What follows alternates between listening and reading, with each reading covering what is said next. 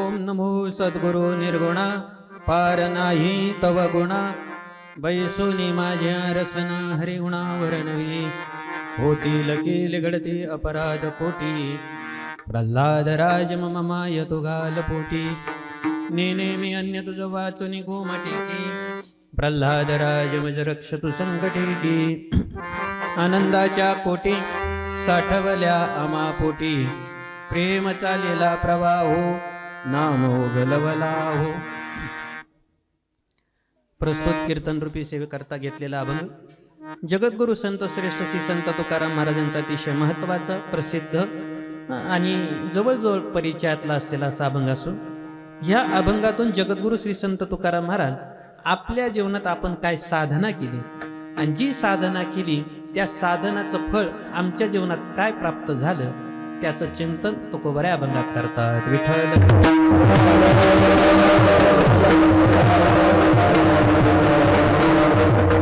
अभंगाच्या चिंतनाकडे जाण्यापूर्वी काही परिहार देणं आवश्यक आहे. आपल्या या पवित्र भूमीमध्ये पवित्र गावामध्ये होत असलेला हा पर्व काळामध्ये अखंड हरिनाम सप्ताह पहिला पर्व काळ तर आजच आहे. जगद्गुरु श्री संत तुकाराम महाराजांचा जन्म उत्सव आहे. वसंत पंचमीचा दिवस आहे आणि मधी येणारा जगद्गुरु श्री संत तुकाराम महाराजांचा अनुग्रह दिन माघ शुद्ध दशमी पाहुणी गुरुवार असा हा पर्व काळात आपण दरवर्षी भव्य दिव्य अखंड हरिनाम सप्ताह करत असतो.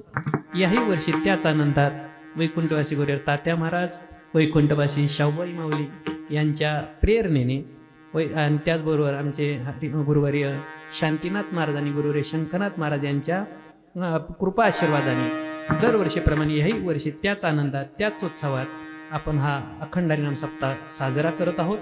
आणि ही सप्ताहाचं 63वं वर्ष आहे. आणि तसं पाहायला गेलं तर 63 आणि 36 हे दोन आकडे संसारात फारशी लोक म्हणतात 36ला किंमत नाही आणि 63ला किंमत आहे. आमच्या परमार्थात आकडे नाही चालत कारण आकडा परमार्थात आला की त्याला आकडा येतो त्याच्यामुळे नाही चालत. परमार्थामध्ये नाही चालत. परमार्थात कसलाही आकडा असला की त्याला किंमतच बरं का. मग तो पहिला असू नाही तर कुणी असू किंमत आहे. पण आपलं हे 63वं वर्ष आहे आणि या सप्ताहात माझ्याकडे आलेली पहिल्या दिवसाची सेवा समस्त ग्रामस्थ आणि भजनी मंडळाच्या वतीने आलेली आहे. उपस्थित सगळेच माझे गुरुबंधू आहेत, ज्येष्ठ आहेत, श्रेष्ठ आहेत, गायनाचार्य, टाळकरी, मृदुंगाचार्य, हार्मोनियम वादक, त्याचबरोबर ऐकायनामध्ये असणारे सगळे श्रोतृवर्ग, मातृपितृतुल्य ज्येष्ठ आहात, श्रेष्ठ आहात. आधीच वेळ खूप कमी त्याच्यामुळे कोणाचं नाव घेत नाही. सगळ्यांच्या चरणी एकदा नतमस्तक होतो चिंतनाला प्रारंभ करतो.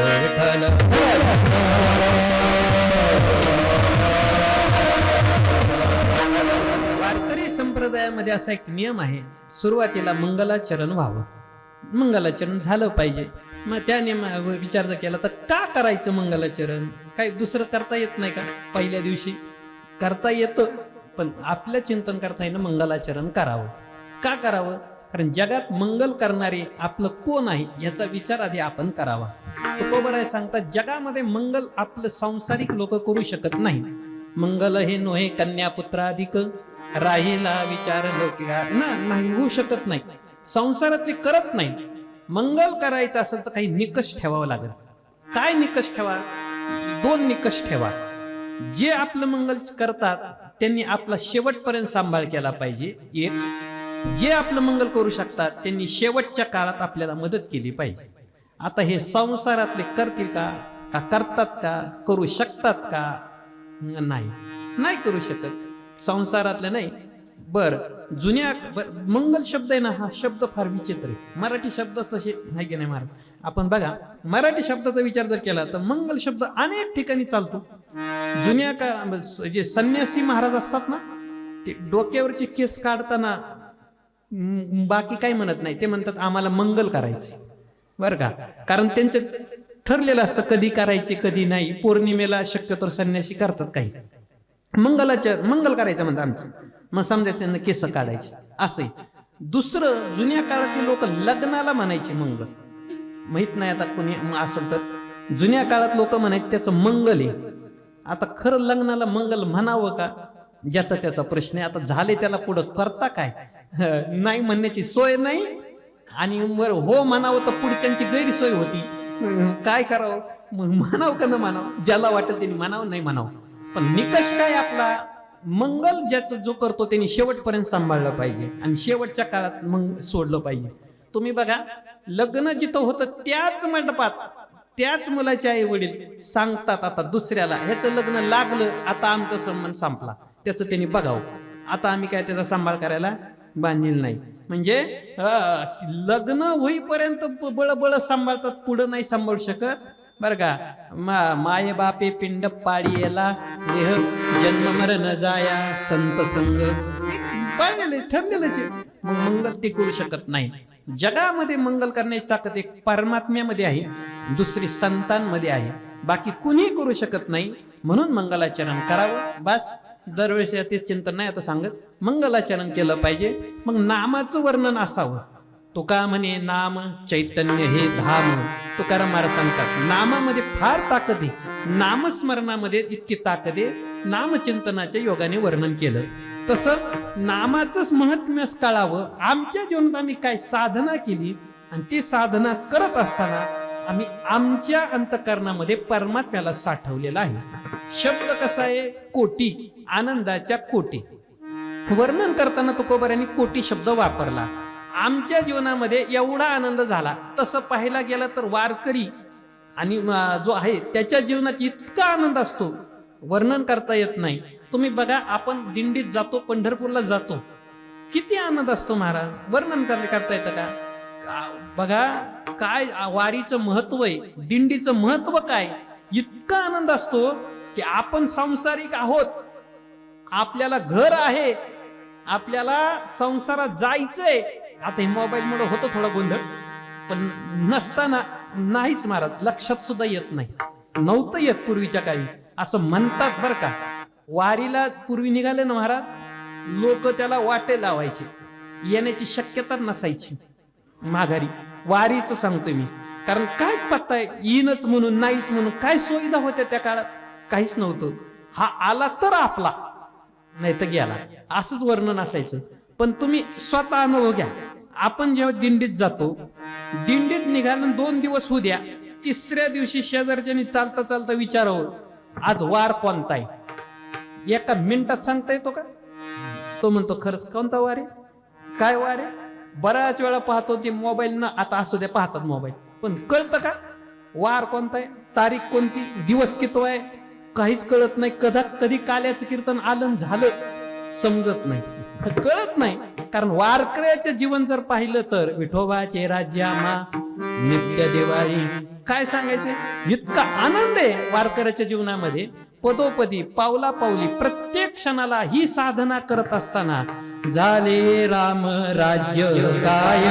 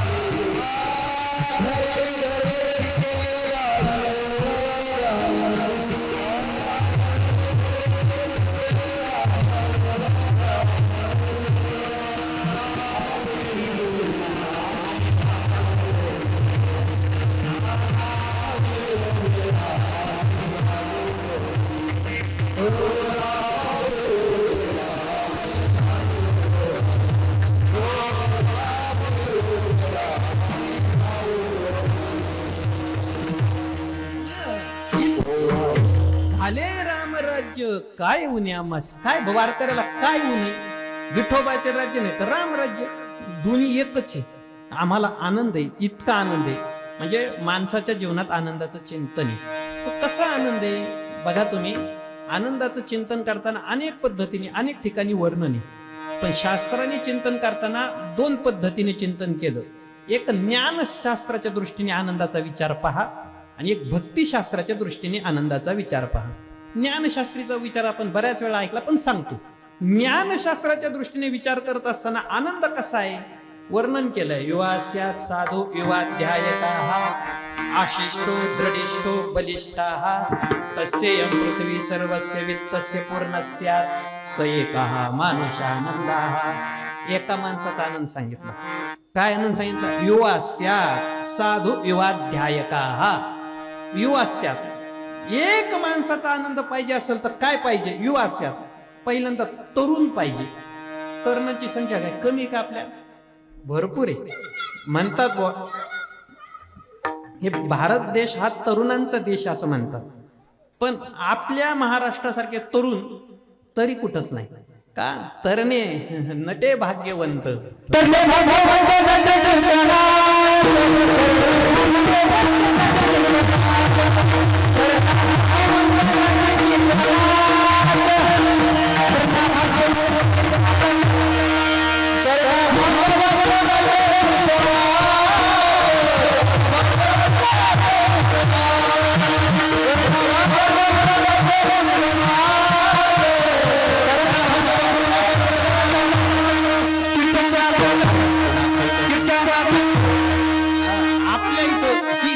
जोग महाराजांची कृपा. सगळे तरुण आज आपल्याकडे वारकऱ्याकडे दिसतात ना. आमचे सद्गुरू जोग महाराज जर नसते तर काय झालं असतं सांगा ना. ही त्यांची कृपा आहे. चला युवा असतात पहिल्यांदा तरुण पाहिजे. तरुण कमी नाहीत, भरपूर आहेत, पण इकडे येतात किती. आता काय येत नाही, कोणामुळे येत नाही तो भाग्यास सोडून, पण कमी तरुण बरं का. पहिल्यांदा युवा असतात. नुसता तरुण असून उपयोग नाही. साधू तो सज्जन वृत्तीचा पाहिजे. अंतःकरण सज्जन पाहिजे त्याचं, म्हणजे संत वृत्तीचा पाहिजे म्हणा किंवा सत्वृत्तीचा पाहिजे, कसंही म्हणा. मग युवास्या साधू युवाध्यायका आशिष्ठो तो आशावान पाहिजे. कशाबद्दल? मी हा ब्रह्मानंद मिळवणार याच्याबद्दल त्याला आशा लागली पाहिजे. माणसाला आशा आहे, पण संसाराची आशा आहे, प्रपंचाची आशा आहे. नाही झालं, फार झालं तर तंबाखू आहे, पण चुन्याची आशा आहे. कुठली तरी आहेच ना माणसाला.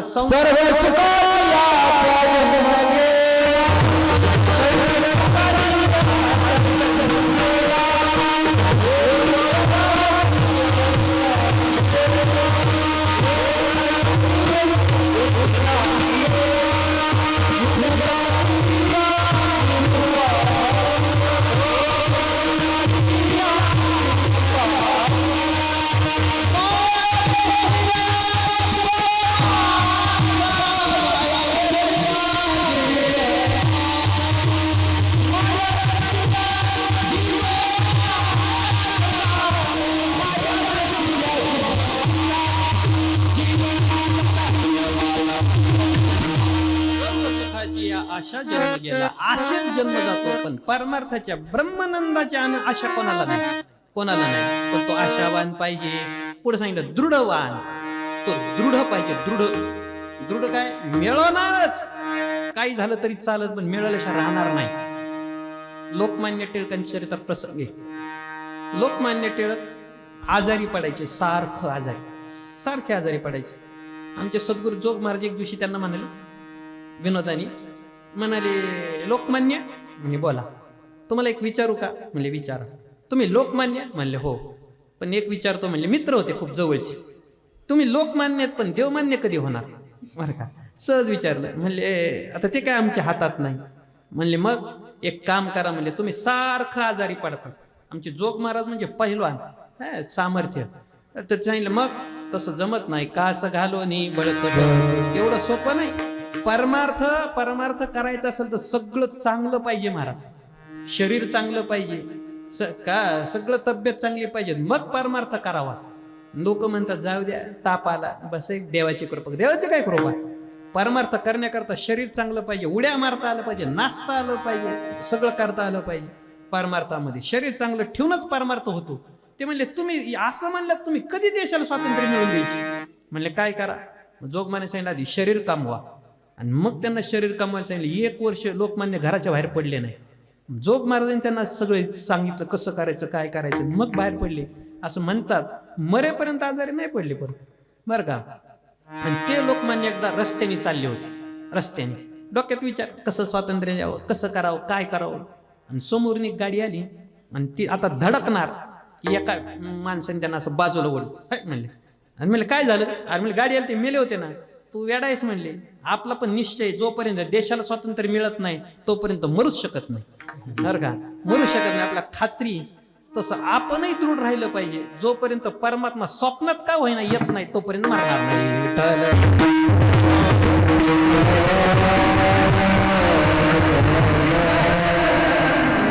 त्याच्याकरता प्राणीशास्त्रामध्ये एक वर्णन केलं जातं सिंहाचं.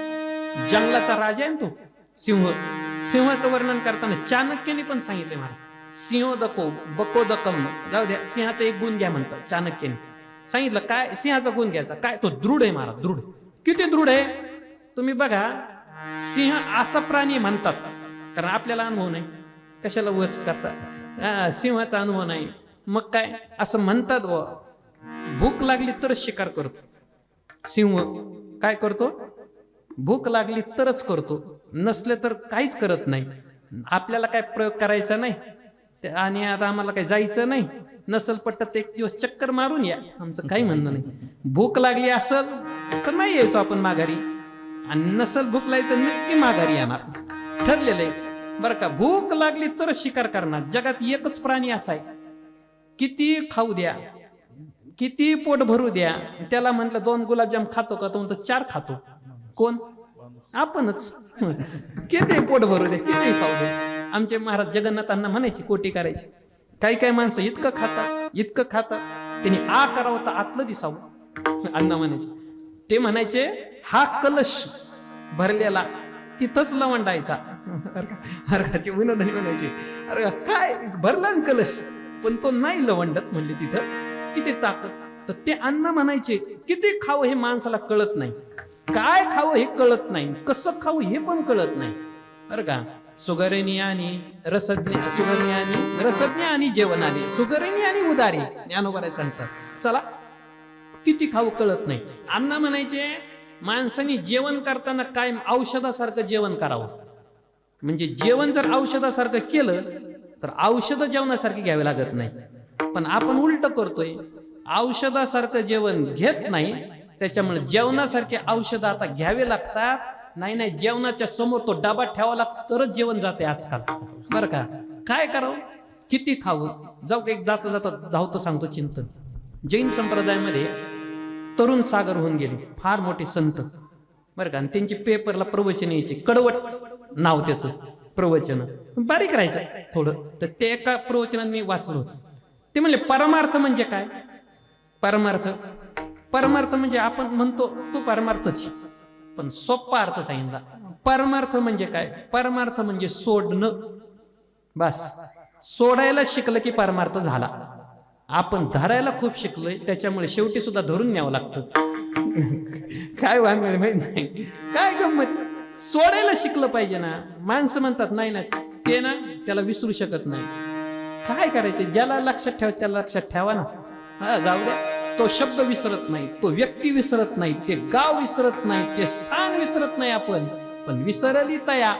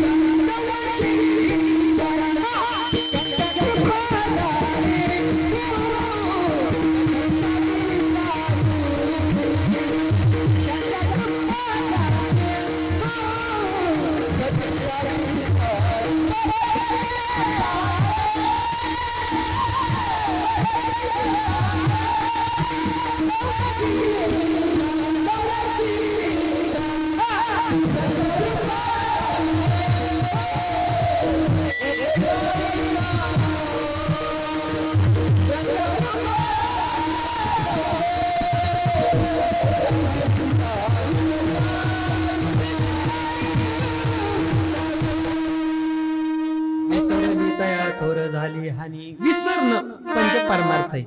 चला तर सोडा, काय काय सोडा ते मी सांगितलेले बरं का.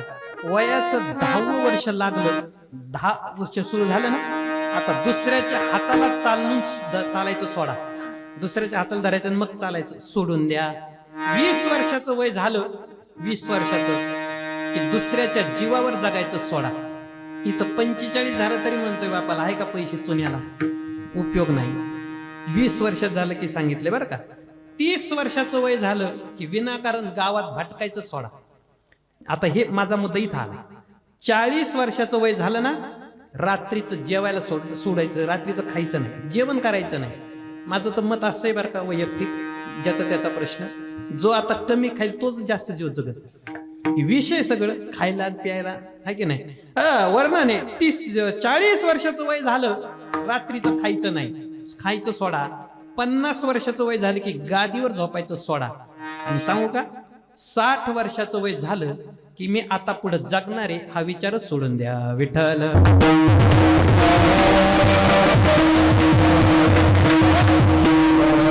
दृढ राहिलं पाहिजे माणसाने, दृढ. तर तसं सिंहासारखं. सिंह कसा असतो, शिकार करतो. कशी करतो, भूक लागली तर. पण ऐका, आता इथं फार महत्वाचं आहे. सिंह शिकार कशी करतो, समोर हरणाचा कळप असावा एक, आणि त्या हरणाच्या कळपात तो एक हरिण निवडतो. निवडलं, जे हरिण निवडलंय ना तेच निवडणार, आपल्यासारखं नाही. आपलं फार अवघड आहे. मग म्हणायचं आता कसं करावं, आता गप्प बसावं 5 वर्ष आहे की नाही. निवडलंय ना आता एकदा जे तेच, आणि त्याच्याच मागं पाळणार. 2.5 वर्ष 80 तासात बदलत नाही बरं का. त्याच्याच मागं पाळणार, नाही तर 80 तासात इकडं, 2.5 वर्षात तिकडं, 5 वर्षानंतर दुसरीकडं. ती झाली आघाडी, जाऊ द्या बरं का.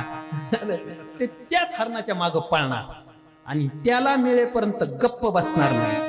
बर, शेजारून जरी दुसरं हरिण गेलं तरी त्याच्याकडे बघणार सुद्धा नाही. ही सिंहाचे हे शिकण्यासारखे, इतकं दृढ राहावं लागतं. परम आपलं तसंच आहे महाराज. त्या हरणाचा कळप आहे इथं, संसारिक भोगाचा, विकारांचा कळपच आहे संसारात. आणि या कळपामध्ये एकच परमात्मा उभा आहे. तिथं उभा आहे, वाटप आहे उभा, वाटप आहे उभा.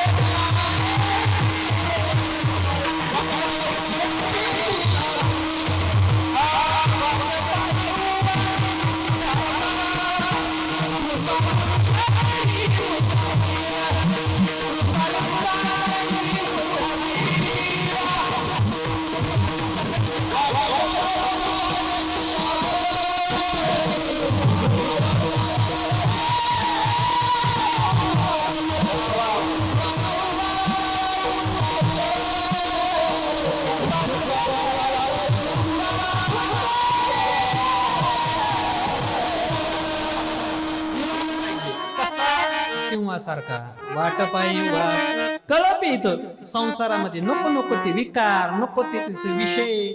आणि त्या कल्पामध्ये एक परमात्मा उभा आहे.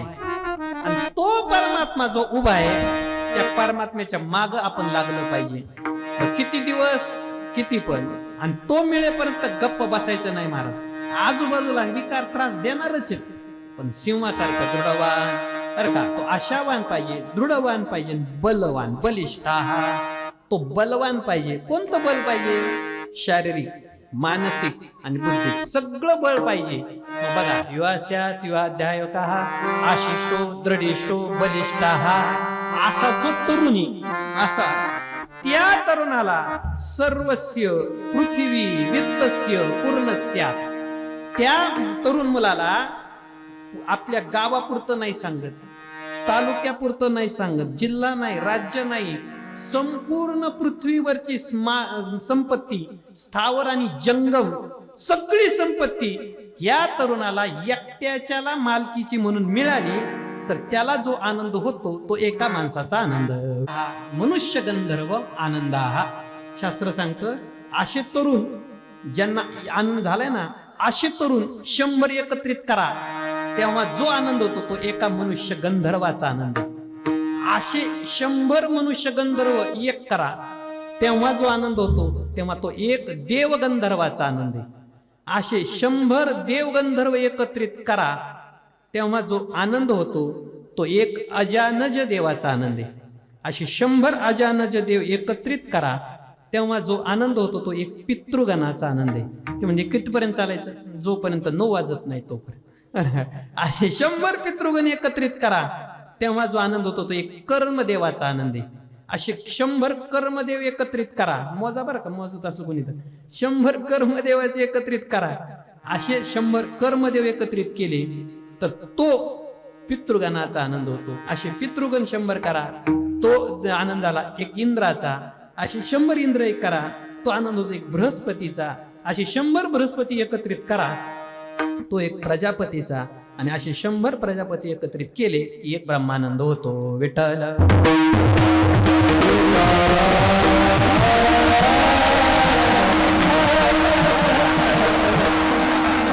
मनुष्याचा आनंद, मनुष्य गंधर्व, देव गंधर्व, आजानज देव, कर्मदेव, पितृगण, कर्मदेव, देव, इंद्र, बृहस्पती, प्रजापती, मग ब्रह्मानंद. एवढ्या पट्टीत जावं लागतं, 100 पट्टीत, तेव्हा एक ब्रह्मानंद मिळतोय. मग तुम्हाला नसेल पटत तर कोटीचे 2 अर्थ होतात. प्रकार, कोटी म्हणजे प्रकार, मग प्रकार धरा. पहिला प्रकार मनुष्याचा आनंद, दुसरा प्रकार मनुष्य गंधर्वाचा, तिसरा प्रकार, असे प्रकारात धरा. आणि गणिताच्या भाषेत बोलायचं झालं तर कोट्यावधी. मग ते किती पट्टीत गेल्यावर दोन्ही आनंद. हा ज्ञानशास्त्राच्या दृष्टीने विचार झाला.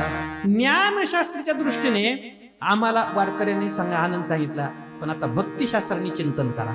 भक्तिशास्त्राचं चिंतन करताना आमच्या महात्म्यांना, आमच्या संतांना 5 आनंद होतात बरं का. एक आहे प्रेमानंद, दुसरा आहे नामानंद, तिसरा आहे भजनानंद, चौथा आहे ध्यानानंद, आणि 5वा सांगत असं सांगितलं आमच्या जीवनामध्ये जो आनंद आहे तो भक्तीचा आहे. पहिला आहे प्रेमानंद. आमच्या जीवनात प्रेमानंद आहे ना महाराज, म्हणून तर म्हणावं लागलं प्रेम सुख प्रेम सुख.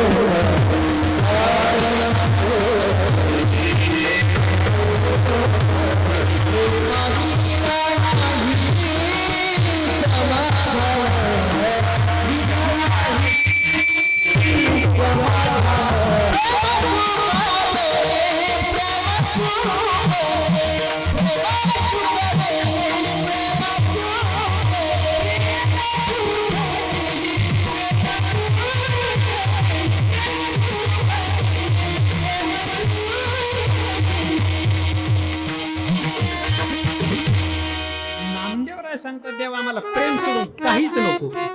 जे नामदेवराय सांगतात तेच गोपिकाही सांगतात. निजांगमपिया गोपीमपि वासते ताभ्याम किंचित निगुड प्रेम भाजनम. गोपिका म्हणतात देवा आम्हाला दुसरं काही नको. प्रल्हादाने तरी काय मागितलं, तेच या प्रीतिर्विवेका नाम विशेषण पायिनी. प्रल्हाद सांगतो देवा तुला जर द्यायचं असेल ती एक दे. काय दे बरं का, आम्हाला जर काय द्यायचं असेल तर विषयी माणसाचं विषयावर जेवढं प्रेम आहे तेवढंच प्रेम आम्हाला तुझ्याविषयी वाटू दे. प्रेम पाहिजे. तर नामदेवरायांनी काय मागितलं, प्रेम. गोपिकांनी काय मागितलं, प्रेमच बरं का. आणि वर्णन करताना देवाला जरी प्रेम मागितलं तर देव देऊ शकत नाही. तो म्हणतो मुक्तिम कदाचित करीचेस न भक्ती योगम. माझ्याकडे प्रेम नाही, अरे मलाच देत नाही कोण, तुला कुठून देऊ, त्यालाच प्रेम नाही बरं का. चला पण तुकोबार आहे तरी काय मागतात, मज भाव प्रेम दे प्रीती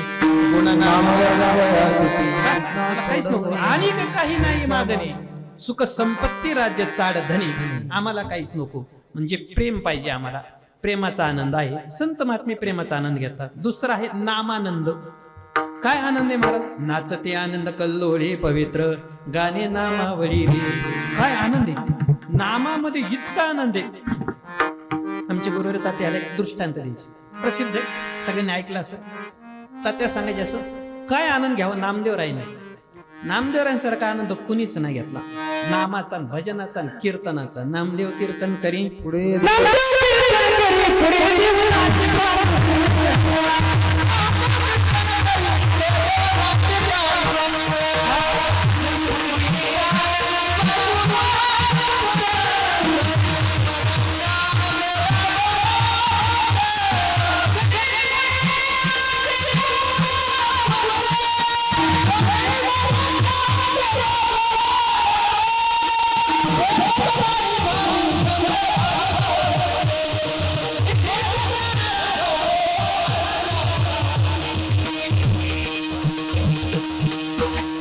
काय कीर्तन करावं?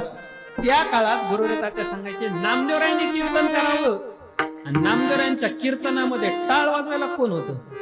ज्ञानोबाराय, चोखोबाराय, सावता महाराज, गोरोबा काका यांनी असावं. आणि चौकदार होते जनाबाई महाराज. कसं काय? चौकदारचा अधिकार असतो, चाल कोणी म्हणावी, हे की नाही? दुसरं म्हणू शकत नाही.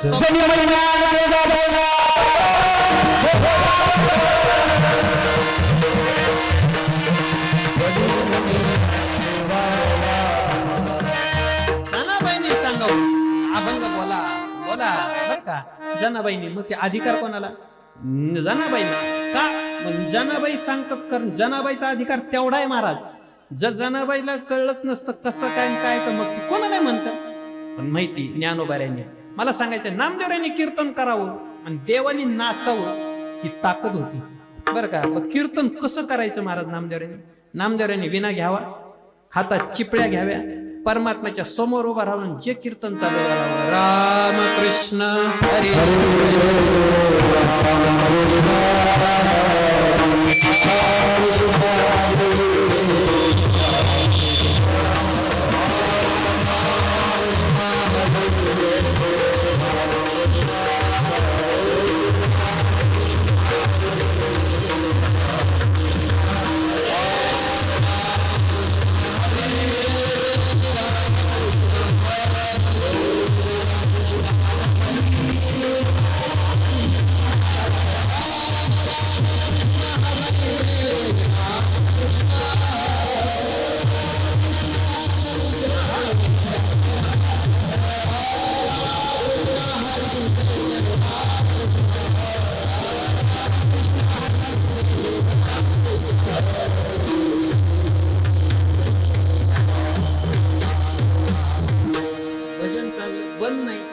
दिवस न कळे दिवस ते राहते असं चाललेलं.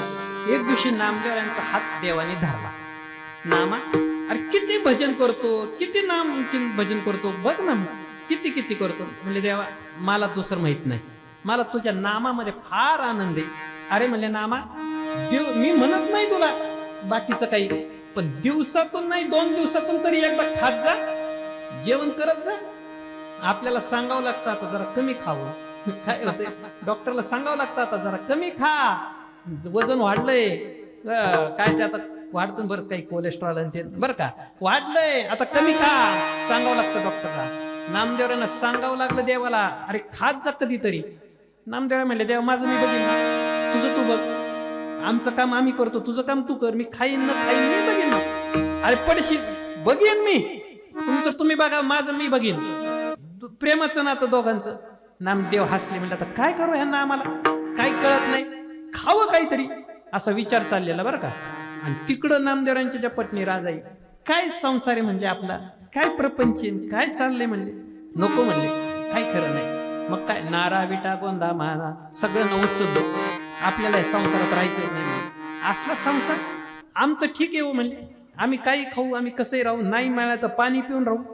आमच्या मुलांनी काय पाप केलं, आमच्या मुलांचा काय दोष?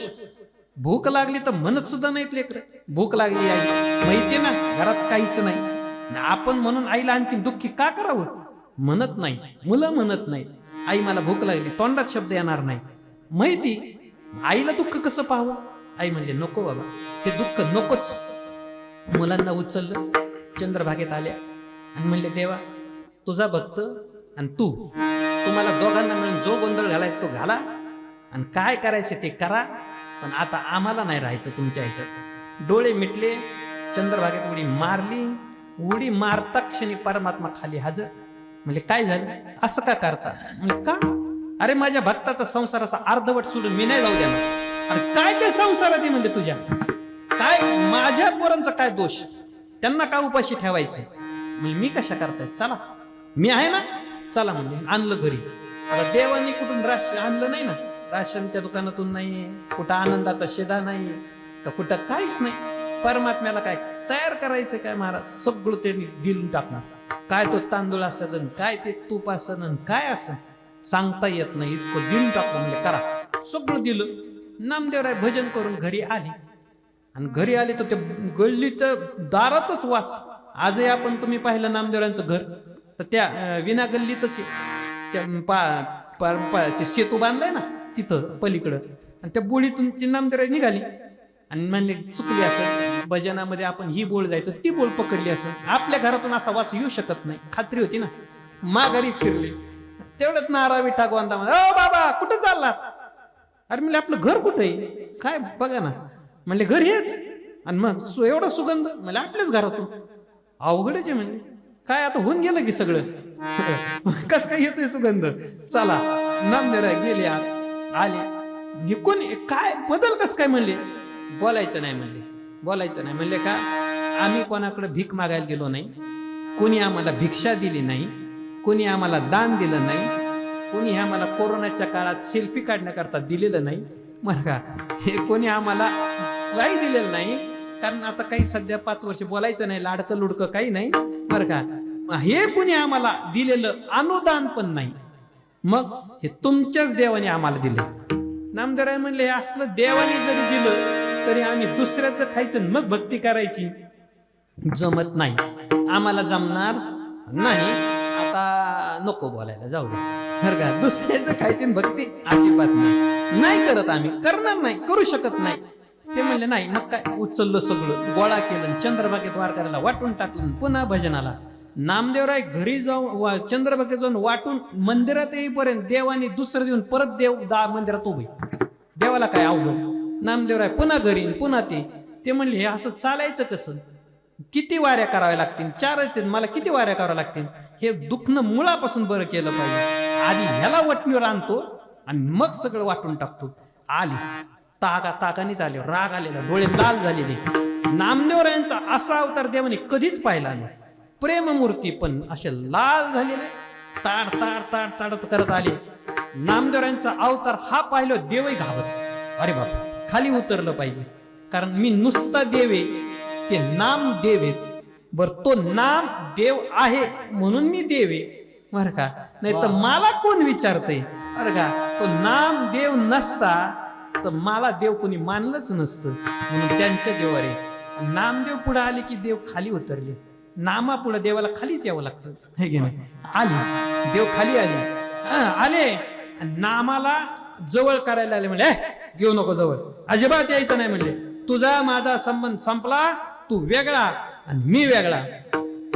ते म्हणले एवढं काय रागवलं, असं कुठं असतं का, आज काय केलं, काय मी काय केलं म्हणजे तुला मी तुझी भक्ती करावी वाटते का नाही, मी तुझं नामस्मरण करू का नको, मी तुझं भजन करू का नको, मी तुझं चिंतन करू का नको. म्हणजे कर की. मग असलं देऊ, असलं देणार का तुम्हाला.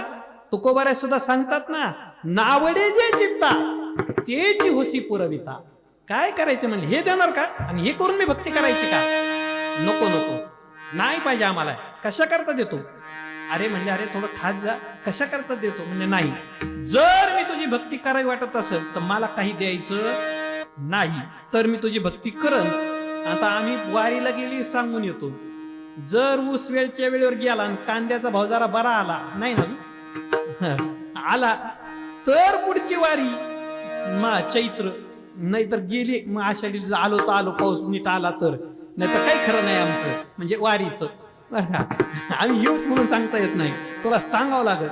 नामदेवराय म्हणले तुझी भक्ती करायला काही द्यायचं नाही. अरे नाम असं करू नको, ऐकत जा, काही करत जा. जमत नाही का, नाही बस तू वेगळा मी वेगळा. दे म्हणले बरं मग काय करशील, वेळा तर काय करशील, काही पण करू शकतो, काय करणार आहे. अरे तुला माहित नाही, ज्ञानोबाराय सांगतात काही एखादीने वैकुंठा जावे ती वैकुंठाची केले आगवे. निळोबाराय सांगतात लावी न निशान जावया वैकुंठा माझवी न पेठा कीर्तनाच्या. ही आमची ताकद आहे. अरे आहे ना, मग मी कुठं नाही म्हणतो. झालं म्हणले तू वेगळा मी वेगळा, काय करशील. म्हणजे असंच पंढरपूर दुसरं निर्माण करतो. अवघड काहीच नाही. आळंदी पंढरपूर नाही का, देहू पंढरपूर नाही का, पैठण पंढरपूर नाही का, तेर पंढरपूर नाही का, सांगा ना. अरणला पण पंढरपूरच आहे. अरण म्हणजे आपल्याकरता पंढरपूरच आहे. अरे जिथं जिथं संत आहेत माझे ते पंढरपूरच आहे. काय अवघड आहे? काहीच अवघड नाही. म्हणले अशी चंद्रभागा निर्माण करीन दुसरी. हे म्हणले हे तर आणखीनच अवघड नाही. तुम्ही ज्या पाण्यात पाय ठेवता ते तीर्थची, ते तीर्थ ते क्षेत्र जगी तेची पवित्र, भक्ती कथेसी मैत्र जया पुरुषा. काहीच अवघड नाही म्हणले तुम्हाला, काहीच अवघड नाही. देवाला काही नाही वाटलं करताल म्हणले, काय अवघड नाही. असा दुसरा पुंडलिक करीन. हे म्हणले काहीच अवघड नाही. गावबन नाही केलं का म्हणले, काय सहज करणार, करू शकता म्हणले. मग काहीच नाही वाटलं. पण आता जे नामदेवराय बोलले मग देव घाबरला. म्हणले काय, असा दुसरा पांडुरंग तयार करतो म्हणले. अरे बापरे. मग देव म्हणले ए बाबा तेवढं सोडून दुसरं काही कर, आधीच 2 झालेत पंढरपुरात, अजून तिसरं करतो का म्हणले. पाया पडतो, तुला काही देत नाही पण माझं भजन सोडू नको विठ्ठल.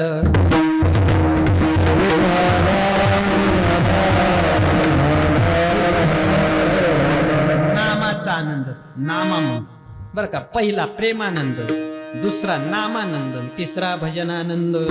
भजनामध्ये आनंद आहे महाराज. पण भजन तसंच झालं तर तो का म्हणे तेथे भजन प्रमाणे काय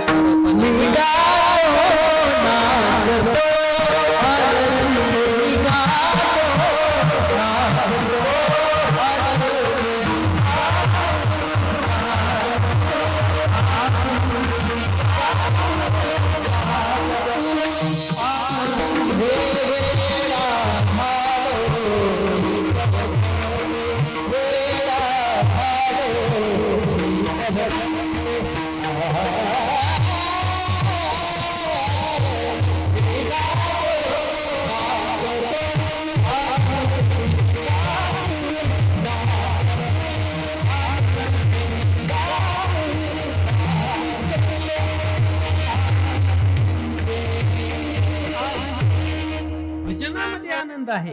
पण भजन तसं झालं तर, नाही तर भजन ते ओंगळवाणी. भजन तसं झालं पाहिजे महाराज. भजनाचा विचार करताना भजन तसं रंगलं पाहिजे, झालं पाहिजे, मग त्याच्यात आनंद मिळतो. त्याच्याशिवाय भजनात आनंद नाही बरं का. भजनाचं चिंतन करताना, वर्णन करताना नारद महर्षींनी नारद पुराणात फार सुंदर चिंतन केले. मला तिकडे नको आता जायला, वेळ जाईल. भजनामध्ये इतका आनंद आहे. पण भजन तसं नाही झालं तर मग ते नरकात गेल्याशिवाय राहत नाही महाराज बरं का. तुमच्या गुरुवाला तात्यांचा एक प्रसंग सांगतो. तात्या भजन करायचे. किती भजन करायचे आमच्या तात्या. तर असं म्हणायचं तात्या, रात्री जर भजनाला बसलं तर काकडा करून उठायचं. मधल्या काळात चहा नाही. नका आमच्याकडे काय माहिती का, भजन करता येतात ना लोक, ते भजनाला आले की ती यादी आधी येते त्यांची. त्या यादीमध्ये माझं काही अडचण नाही, बरंच काही काय असतं. पण त्याच्यात कोपऱ्यात असतं तंबाखूची पुडीन चुना. माहित नाही कशाला, म्हणजे मला ते काय करतात मला तो विषय नाही. पण काही लोक भजन करता करता बाहेर जातात, तंबाखू खातात. बरं ठीक आहे, मला काही अडचण नाही, खाऊ शकतात, काय त्याचं त्याचं आवडी खातात आणि परत येऊन बसतात म्हणतात बरं का, अमृताहुनी गोड नाम कसं काय शक्य हो. ज्याला ते अमृत लागलं ते हे कसं गोड लागलं, आणि ज्याला हे गोड लागतं तर ते कसं अमृत वाटत. फरक आहे ना बघा. म्हणजे चिंतन केलं, भजनामध्ये आनंद आहे नाही असं नाही. तर तात्या भजन करायचे तर महाराज बेंड आले पायाला, बेंड. आणि डॉक्टरने सांगितलं थोडे दिवस भजन बंद ठेवा, नाही तर जमणार नाही. म्हणजे जागरण किती होतंय. आणि हे भजन करताना तरी ते हे नव्हतं महाराज, हे लाऊडस्पीकर नाही, काहीच नाही, आवाज नाही, शांत वातावरण होतं त्या काळात. म्हणजे आता नाही, चांगलंच आहे, पण त्या काळातलं सांगतो बरं का. भजनामध्ये आनंद होता. तर शेजारच्यानी तक्रार केली महाराज, आमची पहाटेची झोप मोडती. त्यावेळेस इंग्रज आधी तक्रार केली. इंग्रजाला सांगितलं, हे म्हणले आमची झोप मोडते, पहाटेला भजन करतात, काकडा करतात आणि आमची झोप मोडवती. इंग्रज अधिकाऱ्याला तक्रार केली. इंग्रज अधिकाऱ्याला, हो तात्या ते भजन बंद करा तुमचं. अरे म्हणले काकडा कसं बंद करायचा. म्हणले करा पण आवाज येणार नाही असा करा. आता आमचे घोले बाबा कीर्तन करायचे बरं का महाराज. समोर नारायण महाराज जाधव डॉक्टर महाराज बसायचे आणि त्यांना जरा हृदयाचा त्रास होता. बाबा असे आवेशात यायचे आणि ओरडायचे मोठे. डॉक्टर माझं उठायचे, ओ बाबा सावकाश बोला. ते म्हणले कीर्तन असतं का सावकाश बोलून? मेलं तर मेलं म्हणले का, असं कुठं असतं का? मग भजन तरी असं असतं का? हा म्हणले भजन म्हणजे कसं जोश. हा घोळा वाजते टाळ, घोळा वाजते टाळ, झन झना नाद झन झना, असं भजन. किती आनंद आहे महाराज. आणि मग असं तुम्ही म्हणता? म्हणजे हो करायचा नाही. तात्या म्हणाले बंद केला आम्ही. आवाज टाळ असा वाजवायचा. कोरोनाच्या काळात नव्हतं करत आपण. हळूहळू ऐकू नाही गेलं पाहिजे. तुम्ही केला कोण आहे की नाही?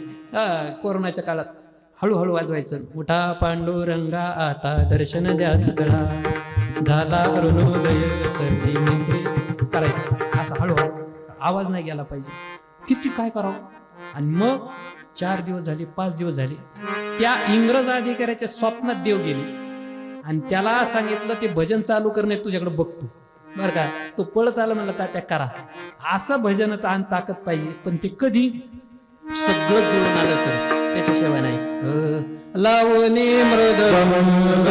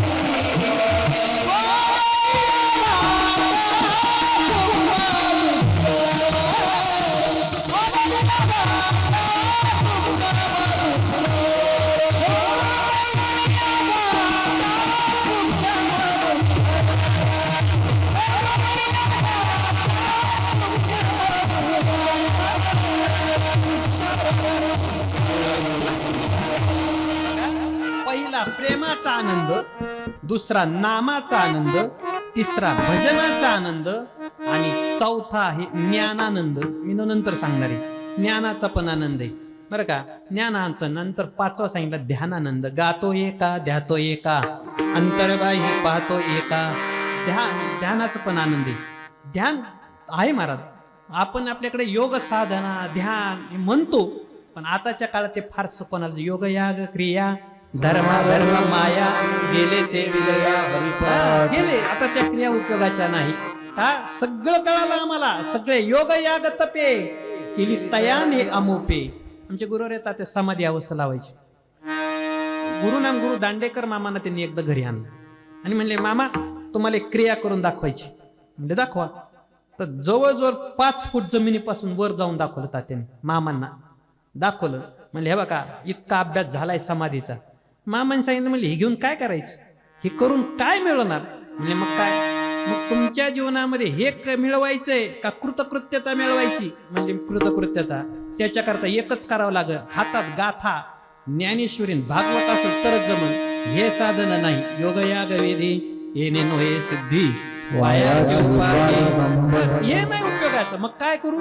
मामांनी ज्ञानेश्वरी गाथा भागवत दिलं. शेवटपर्यंत तीच ज्ञानेश्वरी, शेवटपर्यंत तोच गाथा. दुसरी ज्ञानेश्वरी सुद्धा वाचली नाही. निष्ठा म्हणतात. गातो एका ध्यातो एका. ध्यानाचा आनंद म्हणजे ज्ञानशास्त्राच्या दृष्टीने विचार केलेले ते आनंद आणि भक्तिशास्त्राच्या दृष्टीने गेले 5 आनंद भगवंताच्या नामचिंतनाच्या योगी आम्ही आमच्या अंतःकरणात साठवले. हेच मार्गाभंगाच्या पहिल्या चरणात.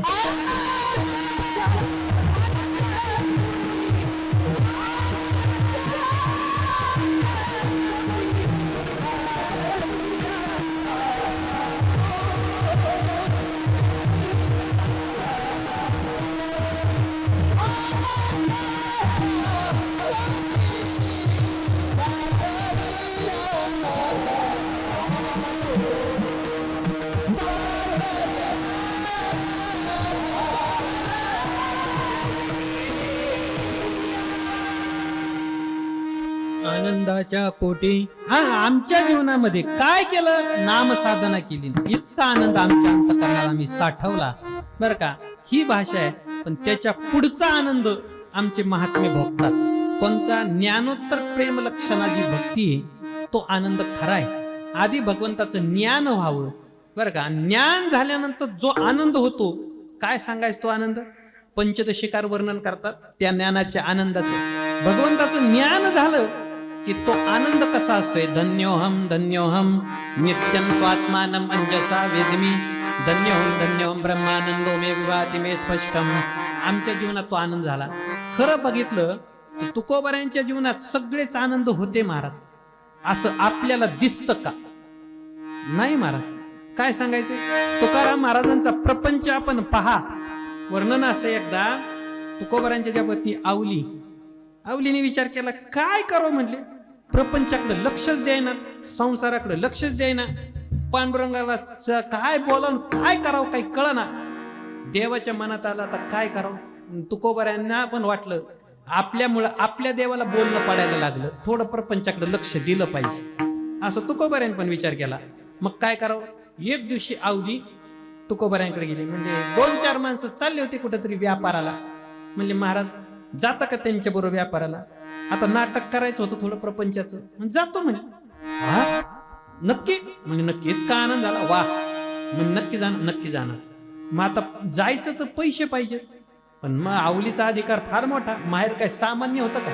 म्हणजे त्या वजनावरती कुठून तरी उसने पैसे काही आणले 2-4 हजार 5,000 काय असते आणले, आणि म्हणले हे महाराज हे पैसे घ्या, पण एक कृपा करा, नाही आले तरी चालतील, पण ह्याच्यावर काही व्याज आणू नका, आम्हाला द्यायचं एवढं तरी करा म्हणले. ना म्हणजे असं असतोच बरं का, असतोच. पण आपल्याला वाटतं आपल्याच मुळे चाललंय, हे त्याच्यामुळे चाललेलं असतं बरं का. आणि ते गेल्यावर मग का अवकाळा इथं आपल्याला वाटतं आपल्याच मुळे चाललंय, तसं नसतं. तर महाभारतामध्ये विदुर काकाला का दूर पाठवावं लागलं, आणि रामायणामध्ये बिभीषणाला का आपल्या जवळ करावं लागलं, तीच नीती तर आताही वापरतात. जाऊ दे बरं का, तेच करावं लागतं ना, ते करण्याकरता करावं लागतं ना. तसं पुण्य पुरुष असतोच महाराज. तसं त्यांनी विचार केला, काय करावं, कसं करावं, काय केलं पाहिजे, किती विचार करावा. मग असा विचार करा, म्हणजे ठीक आहे जातो. गेले ना महाराज, आणि ते तुकोबारांच्यामुळे त्यांचाही व्यवसाय खूप छान झाला. आणि त्यांना वाटलं आपल्याच मुळे अरे तुकोबारा तुमच्या बरोबर होते म्हणून झालं, एवढं होत होतं का, नाही. पण काही नाही झालं बा, 5,000ची 20,000 केली आणि निघाले परत माघारी. रस्त्यामध्ये येताना एक गाव लागलं, त्या गावात थांबले आणि म्हणले आता चला दुपारच्या चक्कर मारावी. निघाले तर एक मनुष्य भीक मागत होता, कोणीतरी पैसे द्यावं, कोणीतरी पैसे द्यावं. ते म्हणाले तुकोबारा गेले, म्हणले काय झाले. अहो म्हणले मी फार मोठा इथं सावकार होतो, मग राजाकडे कोणीतरी तक्रार केली आणि तक्रारी मला राजाने सगळं जप्त केलं आणि वरती दंड केलाय म्हणले 15,000 रुपयाचा. आणि मग ते दंड आता कसा म्हणायचं, भीक मागून गोळा करतोय म्हणले, आता काय करू, पैसेच नाही. म्हणले नाही रे, तुझे दुःख पावत नाही, जर थांब, काढले 15,000, जा म्हणले देऊन टाक राजाला आणि तू मोकळा हो. ते झालं ना, देऊन टाकले. आणि तो म्हणले हा, म्हणले काय आनंद, आता फक्त 5,000 शिल्लक राहिले. आनंद झाला मला याची पंगत. अख्ख्या गावाला जेवण घातलं 5,000चं मोकळं. बास म्हणले आता काय चिंता. हे म्हणलं फार आनंद. आता काय करायचंय, देवाला घाम फुटला इकडं. देव म्हणला ही आवली माझ्या माग काठीच घेऊन लागन आता बरं का. पैसे तर गेले व्याज हे कुणी द्यावं आता. म्हणजे आपल्याला काहीतरी करावं लागेल. मग तुकोबारा यांचं रूप घेतलं देवानी आणि तुकोबारा यायचे आत ज्याच्याकडे पैसे घेतले त्याच्याकडे गेले म्हणजे हे पैसे आणि म्हणजे मला जरा दुसरीकडे जायचं कीर्तने बरं का. ते पैसे घे आणि मला जाऊ दे पण पावती तेवढी देऊन टाका आमच्या महाराज तिकडे आवलीला.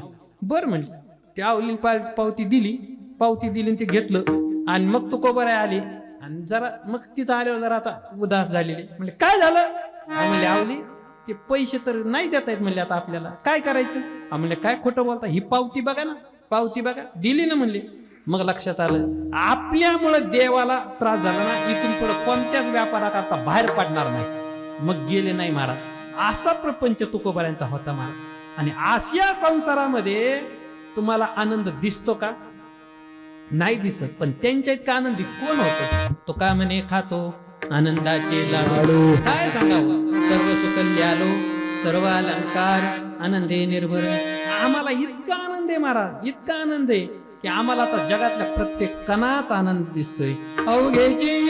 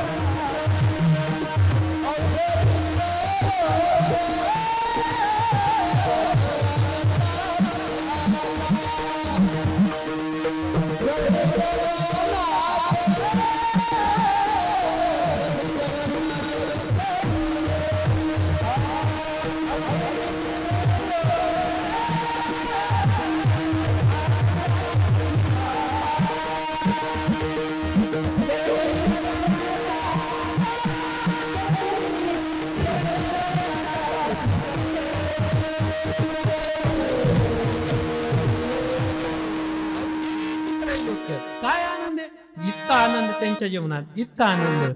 आनंदाचे डोही आनंद तरंग. किती आनंद सांगावा. असं आमच्या जीवनात आलं. मग आम्हाला आता काही करायचं नाही. क्रोध तपादी साधनी कोणी साधोत गोरांजनी. आम्ही नवजो तया वाटा नाचो पंढरी चोहटा. आमच्या जीवनात नामाच्या योगाने नामच चिंतनाच्या भजनाच्या जो आनंद प्राप्त झाला तो आम्ही साठवला. आनंदाच्या कोटी साठवल्या महापुरी ढोबार कोमा.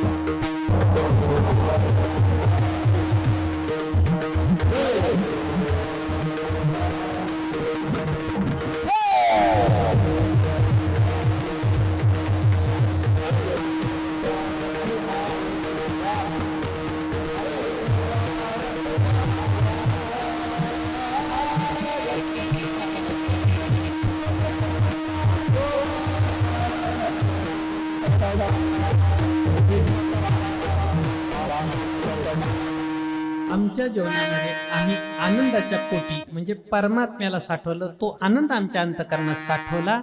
आणि हे साठवण्याकरता आम्ही आमच्या जीवनात साधना काय केली? प्रेम चालेला प्रवाह हो, नाम गलवला हो. शब्द कसे बघा, प्रेम चालेला प्रवाह आणि नाम ओघलवला हो. दोन्हीचे चिंतन आहे का? प्रेमाचाही प्रभाव सांगितला आणि नामाचाही ओघ सांगितला. का सांगितला? कारण दोन्हीही पदार्थ कसे आहेत? द्रवरूप आहेत बरं का. पाण्याचं जर चिंतन जर केलं, ज्ञानोबाराई सांगतात, जय खाला खाला राधावे पाणी, आहे की नाही? पाण्याचा जर विचार केला, नदी नदी नदी जर आपण पाहिली, ती निघाली की निघाली, ते थांब नाही, मध्ये स्टॉप घेते का? थांबते का? नको नको. का? इथं जरा फारच गरीब लोक राहतात, आपलं इकडून चला असं करते का? नको नको, इथं फारच अज्ञानी लोक आहेत, चला ज्ञानाकडे जाऊ. नाही महाराज, नदी निघाली की निघाली, तिने शेवटच्या माणसापर्यंत जाऊन पोहोचावं, हे तिचं काम आहे. पाणी म्हटलं की तो सगळ्यांपर्यंत जाणार आहे, पोहोचणार आहे बरं का. हे जसं आहे ना, तसं नाम आणि प्रेम आहे. भगवंताचं नामही सगळ्यांपर्यंत पोहोचणार आहे आणि भगवंताचं प्रेमही सगळ्यांपर्यंत पोहोचणार आहे. नाम आणि प्रेम, ह्या दोघांचाही ओघ आमच्या जीवनात लगबगीने निघाला. प्रेमे चालेला प्रवाह हो, नामही असंच आहे आणि प्रेमही तसंच आहे. भगवंताचं प्रेम कसं आहे? असंच निघाले. पण ते भगवंताचं प्रेम कसं असावं? नारदाने धावतं सांगितले. वेळ नाही, संपली माझी. पण चिंतन करताना नारदाने प्रेमात सांगितलं, गुणरहितम कामनारहितम प्रतीक्षणमानम अविच्छिन्नम सूक्ष्मतरम अनुभव रूपम. अशा लक्षणाने युक्त असतं ते खरं प्रेम असतं. प्रेम कसं असतं? गुणरहितम. भगवंताचे गुण पाहून प्रेम करू नका. जगाकडे जर पाहिलं तर सगळे लोक आज जे कोणावर प्रेम करतात ते वा वा वाटे जना, तुका म्हणे साठी गुन्हा. लोक एकमेकावर प्रेम करतात गुण पाहून. गुण संपलं की कोणी नाही विचार, जोवरी कळनगा तोवरी मन ते मला. तोपर्यंत एकदा का संपलं कोणी विचारत नाही, मला कोणी नाही. मग देवाचे गुण पाहून प्रेम करावं का? अजिबात नाही. बरं, त्याच्याकडे गुण तरी काही कमी आहेत का? अनंत म्हणती माझी या स्वामी ते, अनंत गुण त्या ते म्हणून या. एक गुण आहे का त्याच्याकडे महाराज? अनेक गुणांचा साठा परमात्मा आहे. षडगुण ऐश्वर्य संपन्न, एक भगवंताची जाण, असा तो परमात्मा. मग गुणरहित, गुण पाहून प्रेम करू नका. कामना रहितम, काहीतरी पाहिजे म्हणून भक्ती करायचं नाही, प्रेम ठेवायचं नाही. जगात रीतीचे आपल्याकडून काही मिळतंय तोपर्यंत लोक प्रेम करणार. मिळायचं बंद झालं की कोणी प्रेम करत नाही बरं का. जवळ त्या धनाची झाली या तुटी, स्त्री वसवसुनी लागे पाठी. आता तुमच्या नावडते गोष्टी, राखी उठते फडफडोनिया. काही खरं नाही, संपलं की संपलं. सब पैसे के भाई, सब पैसे के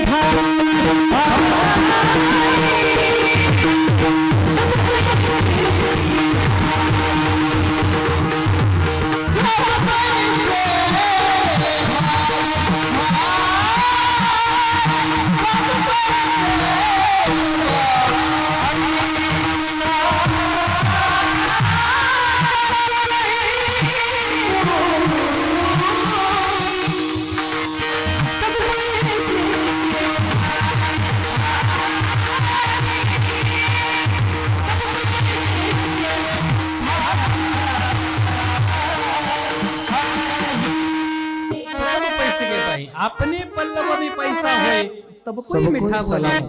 काही नाही, संपलं की संपलं. म्हणजे कामना रहित असं प्रेम देवावर नसलं पाहिजे. गुणरहितम कामना रहितम प्रतीक्षण वर्धमानम. प्रत्येक क्षणाला ते प्रेम वाढलं पाहिजे. प्रत्येक क्षणाला वाढते ने प्रेमे माते भजते जे महात्मे, दुजे पण मनोधर्मे शिवतले नाही. ते खरं प्रेम आहे. कबीर महाराज सांगतात, चिनई चढे चिनई बळे ओत प्रेम न होय, अंगट प्रेम पिंचर वैसे प्रेम कहावे सोय. प्रेम तसं नाही, प्रत्येक क्षणाला वाढणार ते प्रेम पाहिजे. अविच्छिन्नम. पुढे सांगितलं, काही झालं तरी प्रेम तुटता नाही पाहिजे बरं का.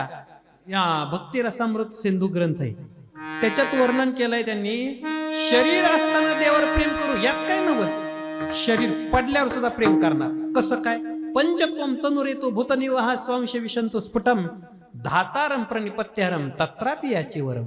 बरं का, सांगितलं शरीरातले पंचभुज्या बाहेर पडतील तर ते सुद्धा आम्ही दुसरीकडे जाऊ देणार नाही. ज्ञानोबाऱ्यांनी याच अभंग याच्यावर भाषांतर करताना केलाय. बर का, ज्ञानोबारे सांगतात आकार सोळना शिवंत हे तरी जायला भूमी आत हरी तयावरी चालत तेने होईल कृतकृत्य. गंमत सांगतो अभंगाची या. बर का महाराज, अभंगाचं ध्रुवपद आहे देह जाऊ अथवा राहू पांडुरंगी दृढ भाऊ आणि नामदेवांचं अभंगाची. बर का, आणि हे अभंगाचे ध्रुवपद आहे. बरं का, आकार स्थूल नाशिवंत शरीर जेव्हा पडल शरीरातली माती दुसरीकडे जाऊ देणार नाही. ज्या रस्त्याने माझा परमात्मा चालल त्याच रस्त्यावर ती माती गेली पाहिजे. असंच वर्णन ज्ञानोबा आहे ज्ञानेश्वरीत गुरूंचं करतात.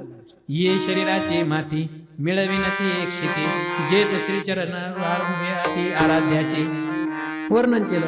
बर का, तुझ्या गुणापी मिळे तरी मी होईन गंगा जळे वर्णन केलं. काय, पाणी सुद्धा दुसरीकडे जाऊन देणार नाही, तेज दुसरीकडे जाऊन देणार नाही. हे खरं अविच्छिन्नम आहे. आणि मग असं जे प्रेम आहे गुणरहितम कामनारहितम प्रतिक्षणमानम अविच्छिन्नम ते सूक्ष्मतर आहे. ते कळत नाही महाराज, सगळ्यांना समजत नाही, कळू शकत नाही. नाथ महाराजांची एक उभी सांगतो. नाथ महाराज सांगतात भक्त म्हणविता अति भक्त म्हणविता वाटे गोड भक्तीचे अंतर अति गुढ. बर का, भजन मुद्रा अति अवघड नकळे उघड श्रुती शास्त्र कळतच नाही. अहो एक धावतं चिंतन सांगतो. एकदा नारद राधेच्या दर्शनाला गेले. राधेचं दर्शन घेऊन नारद महर्षी माघारी आले. माघारी आल्याच्या नंतर दुर्वासांची भेट झाली. दुर्वासांनी पाहिलं, म्हणले नारद कुठं गेलता? म्हणले राधेच्या दर्शन. हा खरं? म्हणले हो. अहो तुम्ही जाऊ का दर्शनाला राधेच्या? म्हणले का? अहो सगळं जग नाव ठेवते तिला. ठेवत असत. मला माहितीये भक्ताचा महिमा भक्ताची जाणती दुर्लभ मला माहिती. म्हणले नारद निघून गेले. दुर्वास विचार करायला लागले, एकीकडं अख्खं जग नाव ठेवतंय आणि दुसरीकडं दुर्वासासारखा महात्मा दर्शनाला चाललाय. कस काय करायचं, कस काय करायचं ना बघायचं चला म्हणले. दुर्वास गेले आणि दुर्वासाला पाहिलं. राधेला आनंद, अहो भाग्यम अहो भाग्यम. काय सांगा म्हणले, किती आनंद किती आनंद. म्हणले एक भक्त जातोय ना जातो की दुसरा महात्मा दर्शन द्यायला मला येतोय. आज काहीतरी खूपच कृपा आहे महात्म्याची. ते म्हणले दररोज बाकीचं बोलू नको, मला तुला एक प्रश्न विचारायचा आहे. एकीकडं अख्खं जग तुला नाव ठेवते आणि एकीकडं नारदासारखा महात्मा दर्शनाला येतोय, नेमकं मी समजायचं काय? राधा म्हणाली, हे बघा कोण काय बोलतय, कोण काय करते, कोण मला नाव ठेवते का, कोण मला स्तुती करते का, बॅनर लावतोय, मला काय पडले त्याच? माझं एक ठरले, मी देवाची देव माझा, देव माझा मी देवाची. बाकी मला काही घेणं देणं नाही. कोण काय करते, कुणी काय करायचं त्यांनी करावं, कुणी वंदा कुणी नेमकं काय करायचं ते करा. आमच्या जीवनात फक्त एक आहे, मला बाकी सांगायचं नाही. दुर्वासांसारखा एवढा महात्मा, त्यांना जर राधेचं प्रेम कळालं नसल तर ते किती सूक्ष्मतर असल. असं सूक्ष्म प्रेम आहे. मग ते करायला अनुभव रूपम प्रेम नाही बोलता सांगता अनुभव चित्ता चित्त जाणे. ते सगळ्यांना समजत नाही, ते कळत नाही. मग असं प्रेम आणि जे आहे त्या प्रेमाचाही ओघ आणि नामाचाही अखंड खंडेना जीवन रामकृष्ण नारायण सतत आमच्या जीवनात ते नामचरण चालले. आणि हा नामाचा परिणाम आणि ह्या प्रेमाचा परिणाम आमच्या जीवनामध्ये इतका आनंद झाला की तो आनंद ह्या घडीला किंवा